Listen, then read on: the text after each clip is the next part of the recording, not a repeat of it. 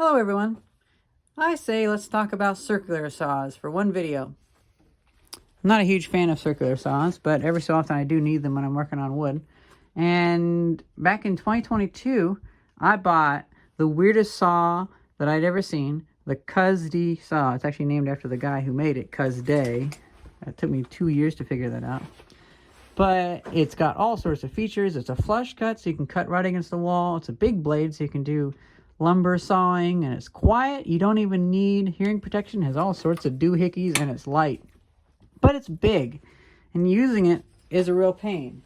I did have a corded circular saw, just a cheap little Hitachi one, but it's still not great to use. I got this DeWalt, and I have been using it. I've done a lot with it, but I don't have the charger, and I keep having to use a neighbor's charger. And this thing's worth a lot of money. Meanwhile, SeeSii, they're kind of like the Chinese Makita. They're not like low quality, it'll fall apart Harbor Freight quality. I mean, even Harbor Freight's gotten better. But I have been using their tools like crazy, and I've never had one fail. And I've been using them every day, and they're holding up great. So they have some oddities to them, but their reliability seems to be top notch so far. At least that angle grinder, it's definitely survived, 2.5 years of constant abuse. And so I figured, since they always give me everything I want, let's ask them for a circular saw. They had asked me to review a circular saw previously that was cordless, but they don't have that available at the moment.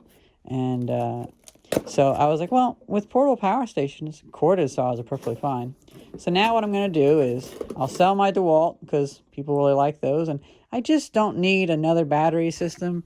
I have 1980s Makita. I have modern Makita, the knockoff batteries. Mostly SeeSii, because most SeeSii things take Makita batteries. And I have Milwaukee M18 and I have Milwaukee M12. I just don't want yet another battery. So I figure I'll just go with stuff that's kind of reliable and uses some other batteries I already have. And I can make some money by selling that tool. And I can have, to me, what's a better tool. I peeked inside of here, and I'm going to be honest, I was surprised by what I saw. I thought that this was going to be smaller. So, you have stuff for dust collection. I just want something for whenever I'm working with plywood, really. Look at this thing. It's like basically an angle grinder, but it has a saw on it. I hope it's quiet. I'm not really going to expect it to be quiet, though. Oh, wow. It actually comes with a number of blades. I didn't realize.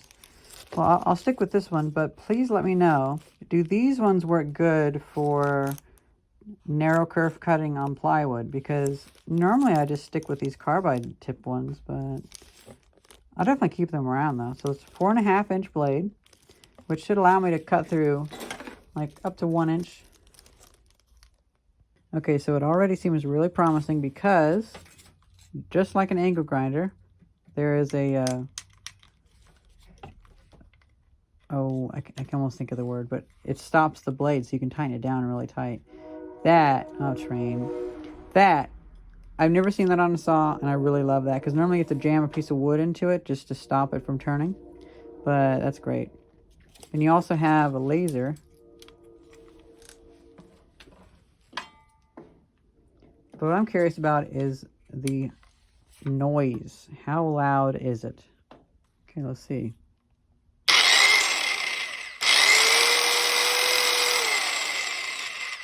That's actually not that bad.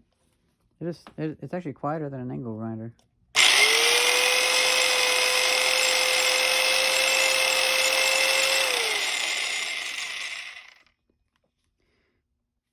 Yeah. Well, I'm happy with that.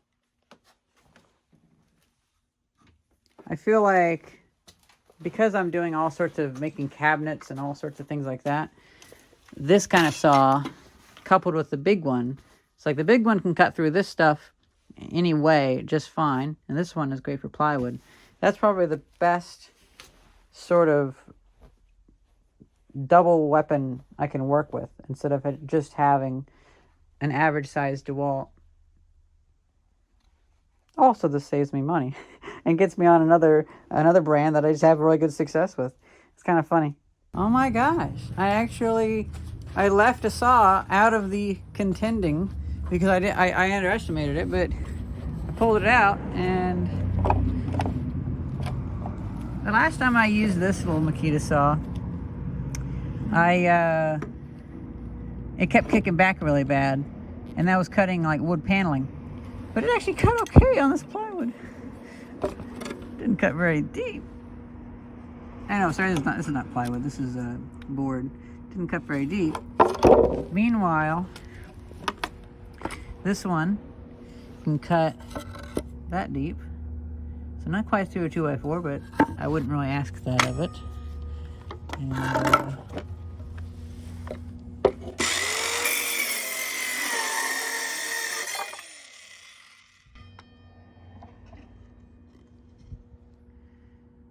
it looks pretty good. It's good enough to work with.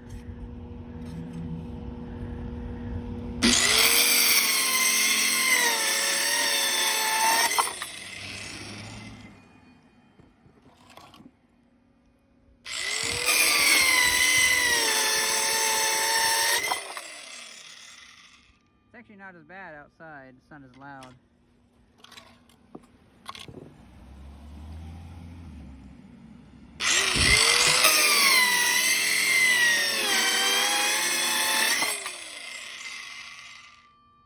Okay. Not bad. See, I thought about getting that fancy little Makita that they only sell in Japan, but again, that's a couple $100. That's like only $60. So, I don't know if I'll have a woodworking project along just yet, but I film this now, and I can sit on the footage until I can continue with more projects. I do like that it has a laser. That's kind of cool. Maybe I should steal that laser off of this saw and put it on my Cuzd. Because, you know, that's a bit of the problem with the Cuzd. That $480 saw, it limits itself by requiring certain features.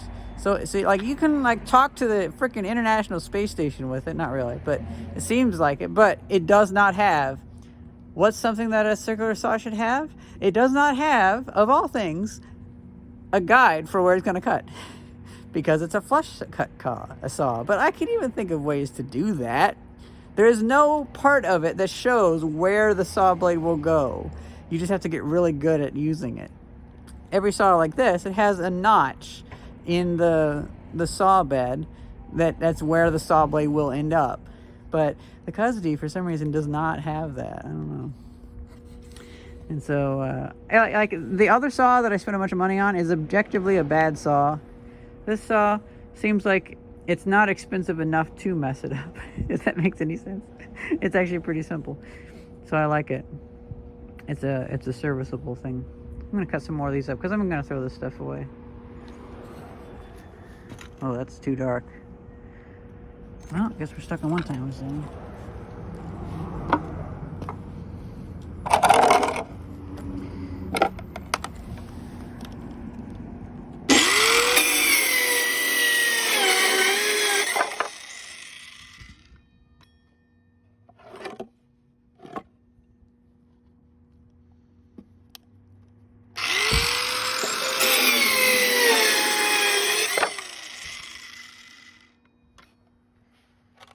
Try some 3/4 inch pressure treated wood.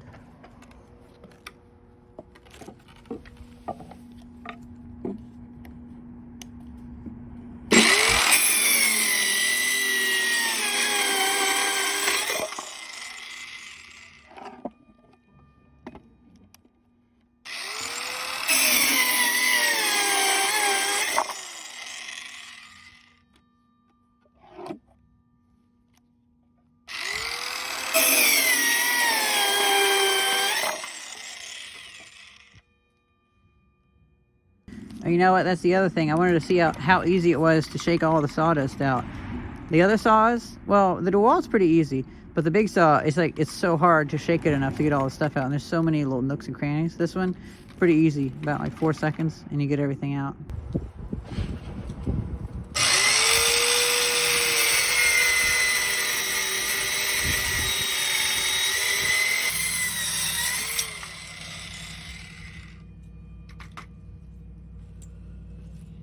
need little strips of wood, so I figured that was the safest way to hold that is to clamp it to my cart.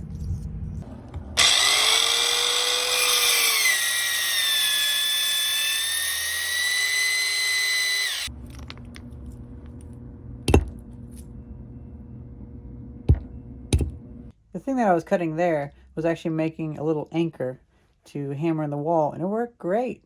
This little saw was perfect for that. And it's funny, I don't have any projects right now that need cutting wood, but the reason why I asked for it was because I just did a big project cutting a bunch of wood, and I was like, I finally need to get a small saw. So it kind of makes sense because the woodworking projects come in big spurts. So I think what I'm going to do is, to wrap up this video, I want to do 4 long cuts by hand, because anytime I get a saw, I can get it really dialed in just with the feel, but I have to do a few cuts before I can really get a feel for it and get accurate. And so with this one, let's do 4 passes and see how close to the line I can get. You know, I have a whole thought process on this because I have had some people question me, like, how can you get something to within a blade width or narrower? Well, if you're just really good at eyesight and all that, then you can do that. You can cut with an angle grinder very, very precisely.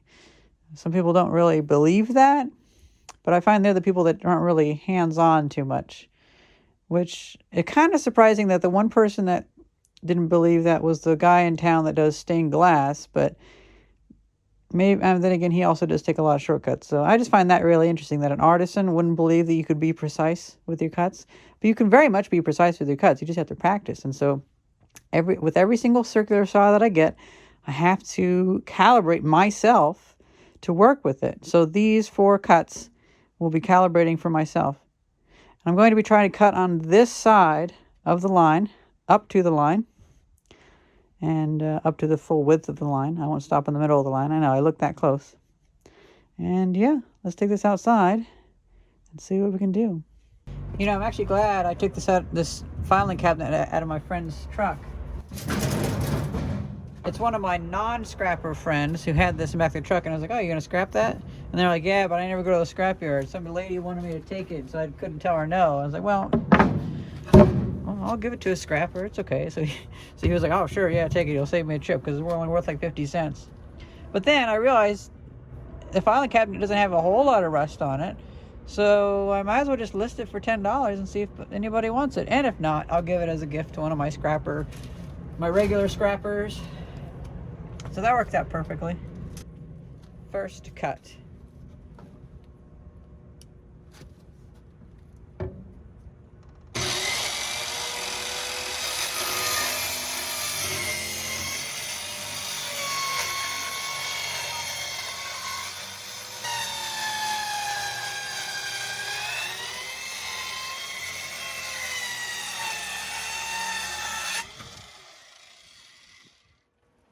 Not good at all.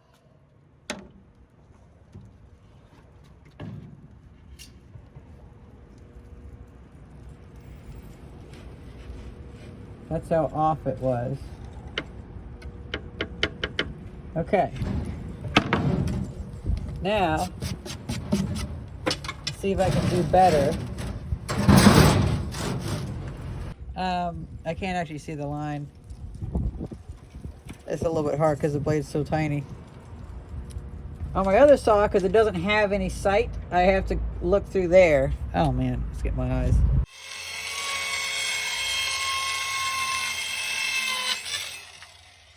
Okay, so that was just me going with the laser sight.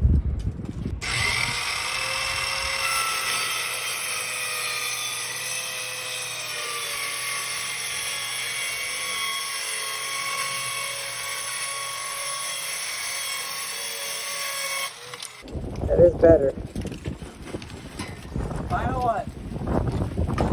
I'm getting slowly dialed in. So I guess I should look at the sight up here, as opposed to the other one which doesn't have a sight, so I have to look at the side.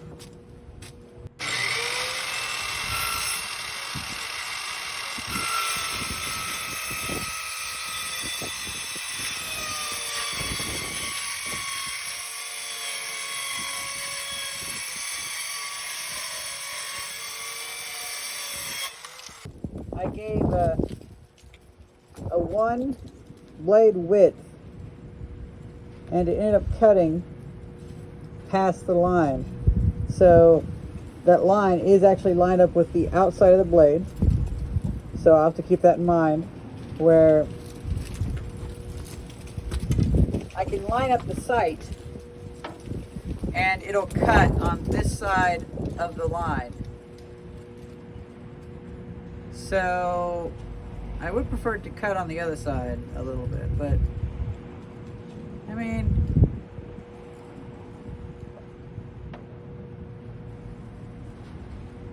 it might be a little too much on the line. I'll see though. See, I guess that's one way I was getting really exact, is I actually look at the blade. I require better lighting than this, but yeah, man, this wood just tears me up. I'm not used to Douglas fir, because we don't actually have Douglas fir in Illinois. We have pine. And it's funny, because out here, all the woodworking shops and stuff say no pine. Pine's terrible. It kills your tools. We use pine in tools. It's fine. But we've never used Douglas fir where I'm from, so I guess I'm kind of allergic to it. Well, that's pretty much it. I'm not going to waste any more plywood because this is the nice stuff. But I also don't have any projects to do with it. So I feel like I can make any cuts I need with this. The next step would be for me to actually make a cutting fence. So what I'll do is, I had one from my other saw, but I think I threw it away whenever I was moving stuff from a building. And I'll get a piece of plywood thinner than this, and I'll staple or screw or glue 2x2 to it, and then I cut it. So that now this is a guide for this little L-shaped guide, and I'm gonna make one for this. I think it'd be absolutely perfect. And so if I need to get down to exact accuracy, or if I want to do some pretty quick cuts, then this would be perfectly fine for that, up to like 1 inch. I usually don't go that high. If I go 1 inch, I usually go 3 inches. I either work with very blocky things or very plywoody things. Well, thank you very much, SeeSii, for sending me this. Thank you for saving me money. Thank you for hooking me up with a tool that I'll be able to make a bunch of money with. Well, a bunch of money to me anyway. And yeah, thank you so much for the support. And I hope if you guys need a little saw, that's, well, it's kind of a bigger saw than I thought, but it's not quite like the Makita teeny tiny one, but for only like 60 bucks, seems pretty good. Well, I hope you guys enjoyed this video. Thank you very much for watching. See ya.